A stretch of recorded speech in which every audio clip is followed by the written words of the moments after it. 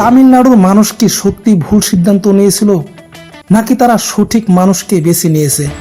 অনেকে বলেন একজন অভিনেতাকে আবার মুখ্যমন্ত্রী বানায় নাকি, কিন্তু তামিলনাড়ুর মুখ্যমন্ত্রী হিসাবে বিজয় থালাপতি দায়িত্ব নেওয়ার মাত্র 2 মাসের মধ্যেই একের পর এক চমক দিয়ে যাচ্ছে। তিনি সে ধারণাকে প্রশ্নের মুখে দাঁড় করিয়েছে। দায়িত্ব নেওয়ার পর তার প্রথম বড় উদ্যোগ ছিল নারীদের নিরাপত্তা নিশ্চিত করা এবং একটি বিশেষ টাস্ক ফোর্স গঠন করা। তিনি সেটা করেছেন। এরপর তিনি ঘোষণা করেন রাজ্যের প্রতিটি পরিবারের জন্য 200 ইউনিট পর্যন্ত বিদ্যুৎ সম্পূর্ণ বিনামূল্যে দেওয়া হবে।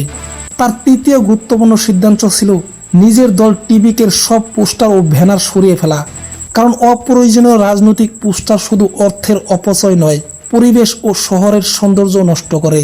তার চতুর্থ পদক্ষেপ হিসাবে তিনি দুর্নীতির বিরুদ্ধে কঠোর অবস্থান নেন। কোনো সরকারি কর্মকর্তা বা কর্মচারী ঘুষ দাবি করলে বা ঘুষ নিলে তার বিরুদ্ধে অভিযোগ জানালে অভিযোগকারীকে পুরস্কার দেওয়ার ব্যবস্থা।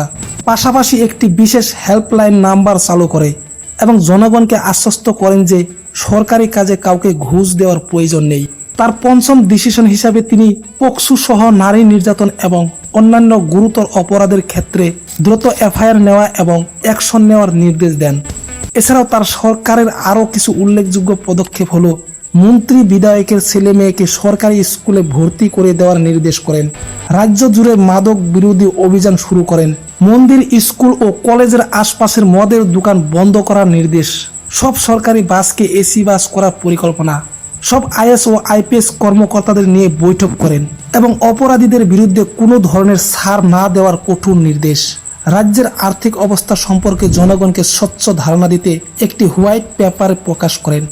সমালোচকেরা বলেন তিনি তো একজন অভিনেতা, প্রশাসন চালানোর অভিজ্ঞতা কোথায়? কিন্তু সমর্থকদের দাবি মাত্র 2 মাসে তিনি এমন কিছু সিদ্ধান্ত নিয়েছেন যা সাধারণ মানুষের জীবনে ইতিবাচক প্রভাব ফেলেছে। বিজয় থালাপতির প্রতি আপনার কি ধারণা? কমেন্টে অবশ্যই জানাবেন।